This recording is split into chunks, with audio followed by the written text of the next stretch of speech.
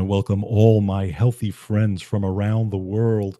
This is George Batista, and this is Wellness Talk. I am your host and your wellness advocate. Wellness Talk is a show that goes over the latest in health and healing, nutrition. We take the mystery out of supplements and we give you tools and tips that you can use to live a healthier life. Make sure that you like, share, and subscribe with all your friends and family so we can spread the word of health around the world.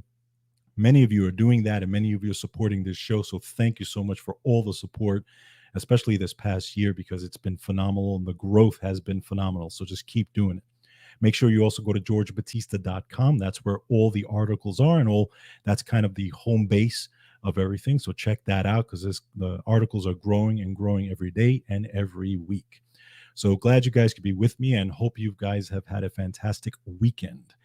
So this week, we're going to be talking about sleep, and we're going to talk about exactly why it's so important. What are the tools you can use to get good sleep? And actually, there's brand new information where researchers have tried to nail down the ideal amount of sleep that you actually need per night. So we're going to go over that so you can kind of measure it against what you're doing and see if it's ideal or not, and see where you can improve.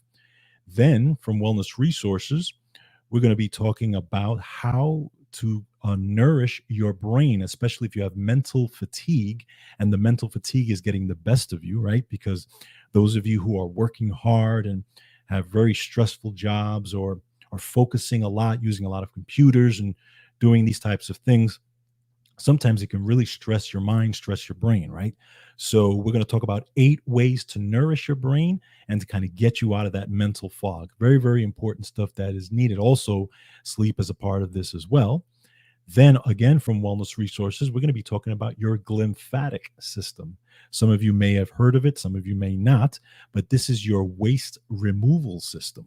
So again, this is all correlated with sleep, and as well as making sure you keep your brain in optimal health.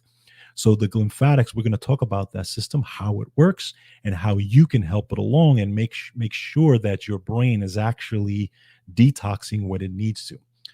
Then our nutrient spotlight for the week is going to be on the Wellness Resources Stress Helper. And I'm sorry, Sleep Helper, not Stress Helper, Sleep Helper. I did Stress Helper actually a few episodes back, but it's going to be on Sleep Helper. And we're going to talk about what a great product this is, what's in it, what's not in it, as always. And we're going to talk about how you can use it to get better rest, and the combination of things that you can use with that. So very, very important stuff. And I think you'll find this of interest. So let's get started. All right. So first article, this is by Joe Boland, and this is researchers try to nail down the ideal amount of sleep.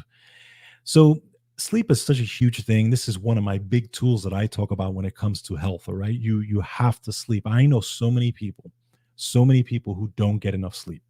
And it's interesting because you, especially when you get to know them, they could be family, and there are people in my immediate circles in my family that go to sleep 2 or 3 o'clock in the morning on a regular basis, and they'll tell you, "Oh yeah, I get sleep, But then when you really actually talk to them and you get to know them and you kind of get to know their habits just through basic conversation, you realize they're not really getting optimal sleep. A lot of them are going to bed at 1 or 2 o'clock in the morning and are waking up at 5 or 6. And then they're extremely tired. I've had, people coming to my house and we're hanging out or whatever, and they're half asleep, literally while I'm talking to them. And I'm like, okay, what is going on? Well, the point is they're not really getting enough sleep. Basically, that is what it is. So it's a huge issue, but also, and I've done shows on this in the past, and you guys can make sure you check it out, that can lead to a lot of things, especially not clearing out of the plaque in the brain. And it can lead to all types of things, including eventually the onset of dementia, Alzheimer's disease, that type of thing. So it's a big potential risk for those things. So these are things you have to really clamp down on when it comes to health.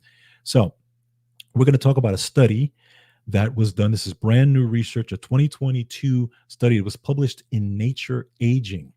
And it turns out that they were actually able to determine the recommended amount of sleep, or the ideal recommended amount of sleep that people need for middle-aged people and older. Now, This is key because most of the folks that don't get enough sleep are usually middle aged or older, right? Because we all know kids can sleep, especially teenagers. I have a teenager in my house, and let me tell you, this girl can sleep. Okay.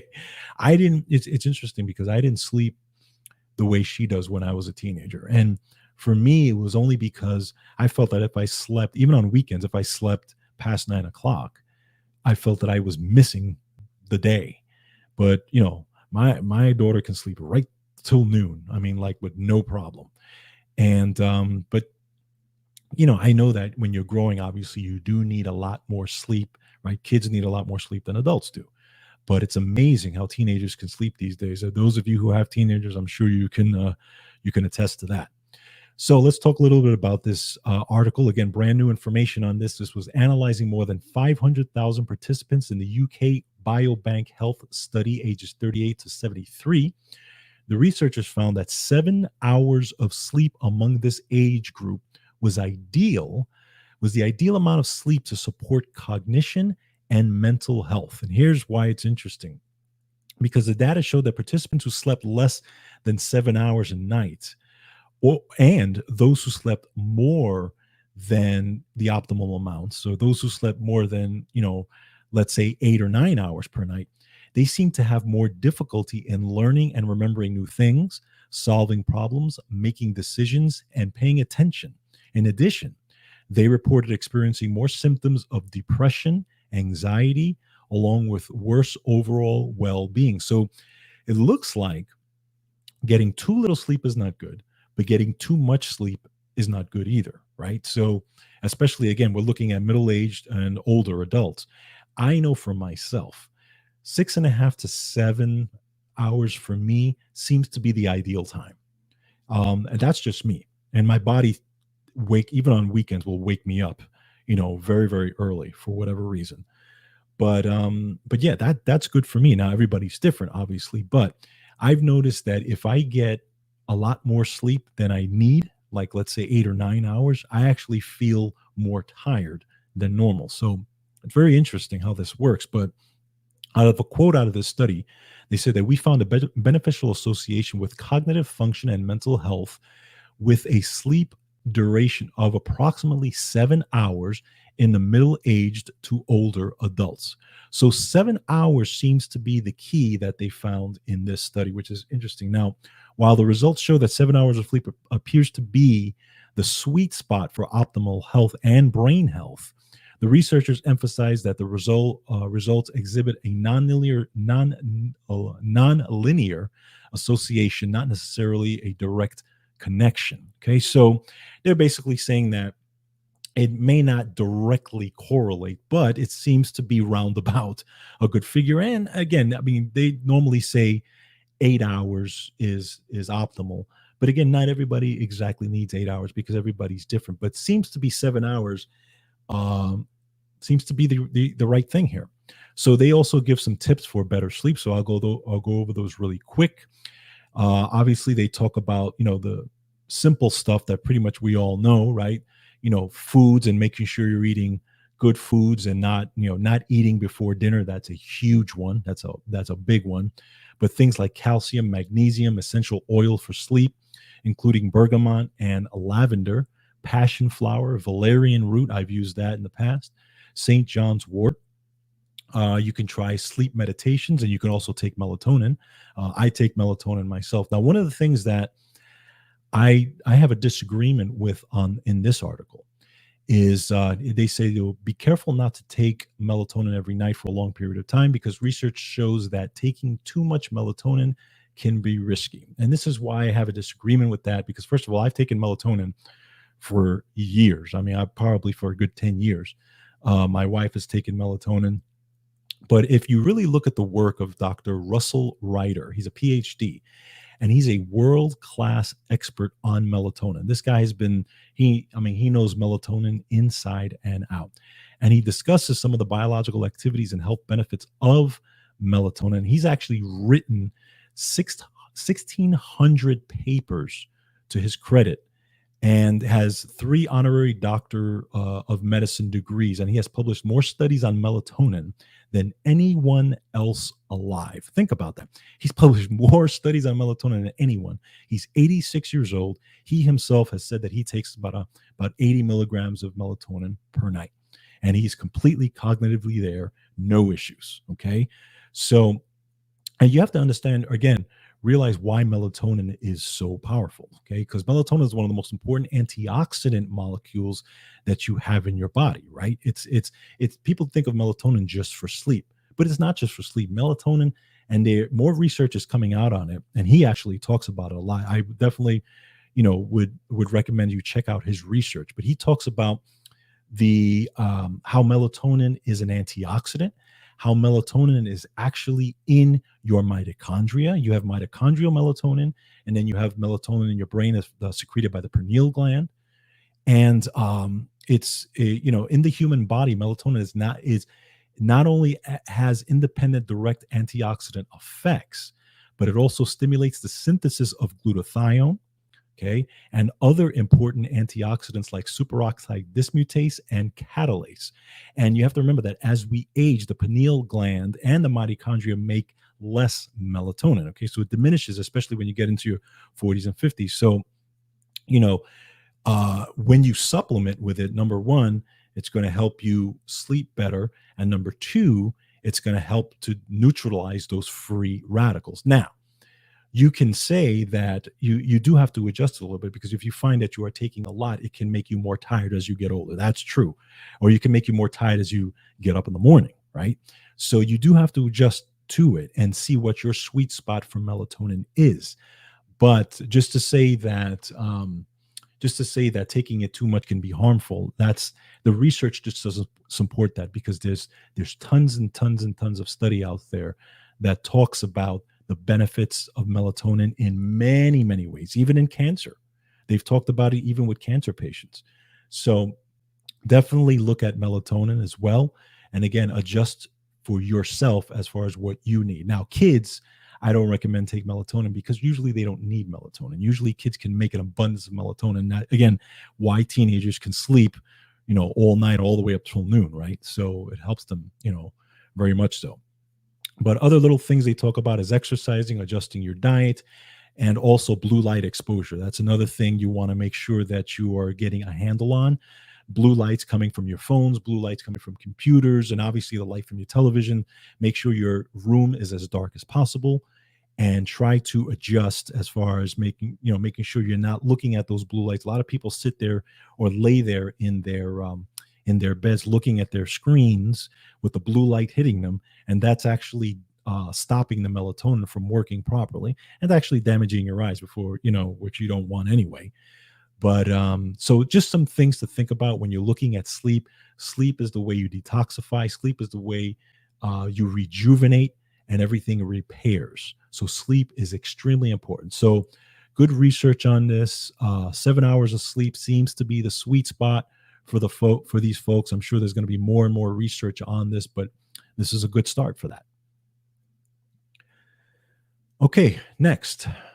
From Wellness Resources, mental fatigue getting the best of you, nourish your brain. Okay, so this is a great article on this, and there's recent findings that shed more light into why our brain feels fatigue or hurts after a long period of high demand and mental tasks. So again, this is when you're doing those really high demand focused tasks. Let's say you're working and you're on the computer and you're so focused and things start getting fuzzy. Your brain starts getting tired. It happens. You have to remember, your eyes get tired, your brain gets tired, all that stuff happens. So there was a recent study, again, this is brand new information on this, published in the August 2022 current, it's called the Current Biology, and the scientists evaluated healthy adults on simulated work tasks. One group was involved with intense concentration, decision-making, and cognitive work, while the other group had easier jobs to perform. Magnetic resonance spectroscopy was used to measure the brain metabolites to see function. So at the end of the work period, the group required to work harder was found to have higher glutamate levels in the region of the brain involved with cognitive skills. It was also found that as individuals experienced fatigue, more neurons were recruited to keep up with the work demands, resulting in decreased efficiency and more oxidative stress. And there was another test of cognitive reasoning and measure control was given at the end of the study, and participants were given choices for gratification, reward slash benefits to measure executive control function with high fatigue levels. Participants could receive a low cost reward immediately or wait and receive more expensive reward later. So this was the results of that part. Results showed that fatigued individuals with high brain glutamate levels chose instant gratification with low cost rewards rather than waiting for smarter choices with high economic rewards, reflecting less executive control over economical decision making. So, what they're saying is that people just chose the quick and easy thing without actually thinking through what they could gain, even if it was better for them, in waiting. They're saying that the actual fatigue of their brain and the high levels of glutamate in their brain actually made them or helped with making them just making a quick decision right there and choosing something that was not as economically beneficial to them as the other choice. So a couple of things that came out of that. So let's talk a little bit about glutamate, because why are glutamates what is glutamate in your brain, first of all, and what does it do and why is it high, right? So glutamate it's an excitatory neurotransmitter and amino acid made in your brain and in your gut. So what they're seeing is that the higher the glutamate levels, the more their brain was excited, right? The more hyper excited their brain was, and the more stressed their brain was, basically. Now, you have to understand that glutamate is balanced by something called GABA in the brain, right? So, GABA is the opposite neurotransmitter in your brain, it's the primary relaxant neurotransmitter. So now you need glutamate to maintain wakefulness. So it's a part of your brain. It's a normal part of your brain. It helps you focus. It helps you be on high alert, right? It helps, and it's involved in the information transfer in different parts of your brains and the neurons. And, it's involved with calcium movement and cell signaling and receptor site function and all these things. So glutamate does have a place in your brain. The problem is that when glutamate gets into excess, and there's imbalances in the brain, it's linked to mood, very stressful mood, microglial cell and neuroinflammation, hearing loss, neurodegenerative changes, and imbalances overall, and stressed brain mitochondria. So you want that glutamate in a normal level, but not at a very, very high level. And they found that people who were very, very stressed had very high levels of glutamate. Okay. So, this is one of those things that you really have to try to balance again when you're hyper focused on something. And again, we've all done it, whether you're a student, in college writing a paper and you're just doing it for nonstop and your brain is working, or when you're working a job and you're, in front of that computer, whatever it is that you're doing, or you find that you're just going and you're going, but it does tax the brain. Okay. This is why you have to take frequent breaks, in my opinion. Okay. So let's go over 8 steps to keep your brain engaged in the game, but avoid brain drain. Okay. So the first step would be meals. Okay. So breakfast is the most important meal of the day, and you've heard it. And for me, that's absolutely true. So don't skip breakfast. And a lot of people go right through breakfast and maybe get their lunch when they can during their work cycle. But I always suggest have breakfast in the morning, hopefully a breakfast containing protein. Consume at least 15 to 30 grams of protein with complex, unrefined carbohydrates, good fats, and 1 to 2 servings of fruits and vegetables with each meal. Okay, so you want good fats, you want good proteins, and good vegetables with each meal. This is going to help to nourish your brain and keep you moving. Right. Also, part of this is staying hydrated. Okay, even mild dehydration affects the energetic demands of your brain. So consume at least 6 to 8 ounces of glasses of water a day regularly. Hydration is huge. Now, if you're drinking coffee, right? Again, we know a lot of people that drink 2, 3, 4 cups of coffee a day. Keep in mind that coffee is a diuretic. So coffee is going to drain the water out of you. So you want to offset that by drinking as much water as you can to try to offset that. Because again, drinking a lot of coffee and being dehydrated can also lead to brain drain, especially if you're working a lot. A lot of people are working 8, 9, 10 hours a day, and coffee is their main drink. So just some tips here, you know, to keep those things in mind when you're doing that, right? Number two, and this is what I was talking about, excuse me, take rest breaks. Okay, so schedule breaks and rest, at different times of the day. Take a few minutes every hour if possible. If you're working, balance your day with other mental activities. Take breaks. Taking breaks help to relieve not only your eyes if you're staring at computers all day, but also with your focus. Okay, and also breathe, exercise if you can, stretch around. Stretch your body, walk around a little bit. If you can go outside, maybe walk around the block at least once. This will all help you kind of focus and put you back in present time, and kind of, get that fuzziness out of your brain. Number three, address underlying energy drainers. Okay, so key nutrients. If you're deficient in nutrition, okay, there are key nutrients that you need to make sure that you have on board, as far as having enough nutrition to keep you going. All right, so we've got B12, folate, zinc, copper, magnesium, potassium, vitamin C, okay, all the B vitamins. These nutrients are all needed by the nerves and the mitochondria, okay, to make energy and to help with neurotransmitters in your brain. Okay, so make sure multivitamin, as I always say, is great for that. So making sure you're taking a multivitamin and getting that nutrition. Number four, sleep quality. We've talked about sleep. Your brain relies on adequate sleep to maintain the glymphatic system, or your house cleaning system, which we're going to talk about in a couple of minutes. But don't cut corners with sleep, making sure you're getting a good sleep cycle, sleeping at the same time every evening, if at all possible. Because remember, your brain and your body run on circadian rhythms. There's a rhythm to sleeping.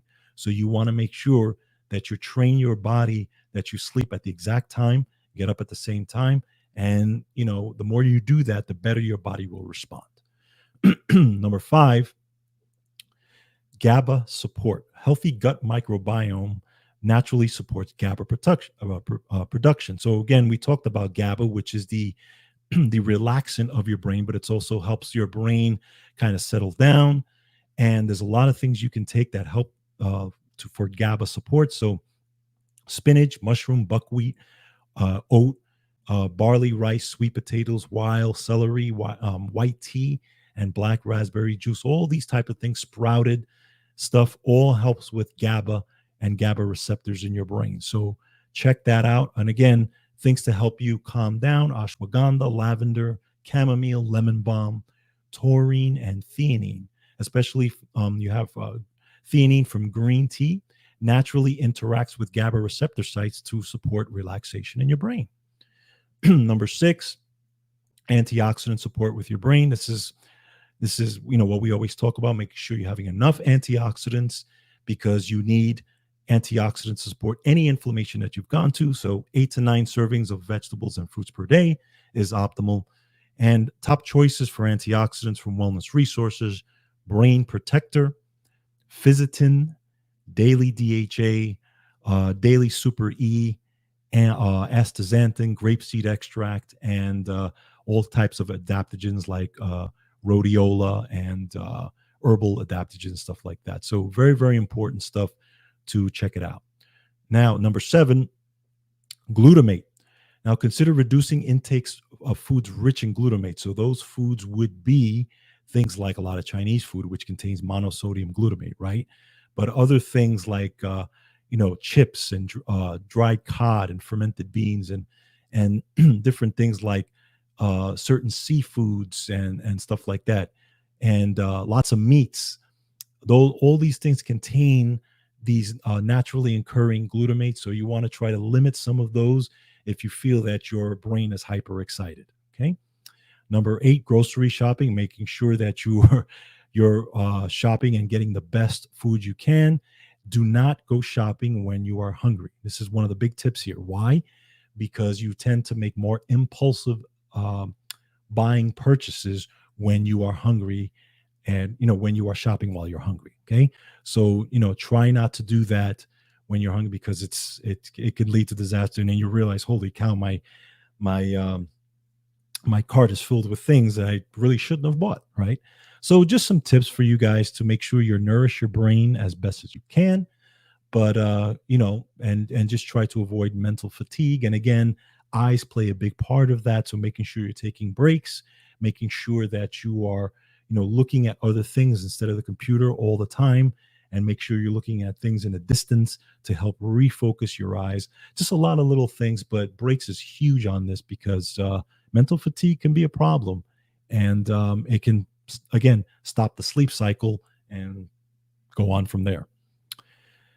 All right, next, again from Wellness Resources, we're going to talk about the glymphatics, keeping your brain's waste removal system healthy. So, what are the glymphatics? So, first of all, let's take a look at the brain, right? So, the brain takes up nearly 2% of the total body mass, but it is responsible for 25% of total metabolism in your body. Okay, so it's 2% of mass, but 25% of total body metabolism. The brain requires a lot of energy to work. Okay, so you have what's called a glymphatic system, which is your brain's removal of trash, basically. And the glymphatic system is a network of vessels that clears the waste from your central nervous system, mostly during your sleep time. This is why it's important for you to get good sleep. Okay, it's kind of like your cleanup system. So when you have a brain overloaded with trash, basically, you end up with a compromised glymphatic system, and clearance of waste is a problem. So this is where you start to, when you're waking up in the morning and you're feeling foggy or you're not feeling focused, you probably haven't, cleaned out well at all. Okay. So there was a recent study published April 2018 that identified that in healthy adults, even one night of sleep deprivation has been shown to increase trash levels in the brain, leading to glymphatic congestion and significant increase in amyloid beta burden in the right hippocampus and thalamus after only one night missed sleep. So think about that. Okay. We all know that amyloid beta is one of the things that's implicated in Alzheimer's disease. So they found there was an increase in amyloid beta in the hippocampus and the thalamus after just one night's sleep. Now, think about that if you do that over months and years, right? You're not getting enough sleep, and all this stuff is accumulating. You're not allowing your body to take out the trash. That's basically what it is. Think about if your house, if your trash was piling up. Well, the same thing happens in your brain and your body. It's not just your brain, your whole entire body, but your brain is extremely important. And the study revealed that that genetic risk did not affect the results. So there was no issue with genetic risk here. So, if you had a genetic predisposition from your family members, that was actually not even part of this. So this is huge. So let's talk about eye health and glymphatics. The optic nerve in the eye is an extension of the central nervous system. We talked about the nervous system in the last show, and scientists have discovered that glymphatic function helps cerebral spinal fluid bathe the optic nerve and is essential to waste movement. Okay, so the glymphatic system works together to help to lubricate the optic nerve for waste removal and waste movement. This is how you clean out not only your brain but your eyes as well. Huge. This is huge. So obviously, what's going to hurt the glymphatic system? Diets in heavy refined sugars, salts, processed foods, poor animal quality proteins, right? Lots of stress, that type of thing. All that is going to affect the lymphatic system. So how can we help the lymphatic system? So let's look at nutritional support. Magnesium glycinate. These are the top choices. Calcium, theanine, lemon balm. Again, these are some of the choices that we talked about before. Taurine, melatonin again, and other nutrients. They help to support the sleep quality and help to improve sleep quality in general. There's also the majority of glymphatic function and trash cleaning occurs during sleep. So your brain is constantly working to keep these things moving, right? So, and you have to remember that just because you're sleeping doesn't mean that there's not things going on. Musculoskeletal care through spinal manipulation provides structural and functional support for glymphatic flow. So if you go to a chiropractor and the chiropractor is adjusting you, I always recommend a chiropractor. I go to a chiropractor myself, especially because of my spinal issues. Going to a chiropractor is great for helping to kind of loosen up a lot of the lymphatic flow and to kind of get the trash moving as well. So make sure if you guys want to go to a chiropractor, I would definitely suggest it, especially if you're having headaches. Lots of headaches are a sign of this as well. Neck problems and back problems, obviously. So check out a good chiropractor because they can help. Body positioning when you sleep. That's another thing. Animal studies show that sleeping on your side provides the most efficient method of brain waste removal. Researchers speculate that sleeping on your side may provide the best body posture for humans in removing amyloid beta plaque. Again, what can contribute to dementia and Alzheimer's. Glymphatics and nutrition. Science is currently exploring nutrition and glymphatic function. The nutrients curcumin, DHA, and zinc have the current spotlight for healthy glymphatic function. And also grapeseed extract, they looked at, glutathione, tocotrienols, resveratrol, blueberry, and other nutrients also help to boost the antioxidants in the brain to help decrease inflammation and help the lymphatic system move. Okay. So this is huge. Omega-3 oils, very, very, very, very important for the brain. So make sure you're getting your DHA, whether it's in pill form, eating lots of fatty fish, or you're getting it from your flax, let's say your flax powder, whatever it is, making sure you're getting enough DHA, extremely important. So again, the lymphatic system, extremely important for this, making sure that you are getting enough sleep overall. This is going to be key to optimal health. I guarantee you this, because a lot of people who do not sleep are not healthy. I can tell you that right now, especially, again, a lot of people I know who struggle with this problem. So we're going to go into our nutrient spotlight for this week, and it's going to be on Wellness Resources Sleep Helper. So Sleep Helper is a fantastic supplement, and we're going to talk about why Sleep Helper is so good. So Sleep Helper is a combination of nutrients designed to help your nerves tolerate stress more efficiently, in turn helping you sleep better. Okay, so it can be taken at bed to assist you in sleep, because it can also be taken during the day. So just because it says Sleep Helper doesn't mean that you have to use it during sleep, right? It can help you calm nerves, especially, again, if you are a stressed out person at work. It can help take the edge off of, during stressful feelings and that type of thing. It's a highly synergistic blend of nutrients, and it can be taken with a lot of other different nutrients as well, but it has nutrients like L-theanine and taurine, okay, which is great to help calm the body in general. But it's a great, great supplement.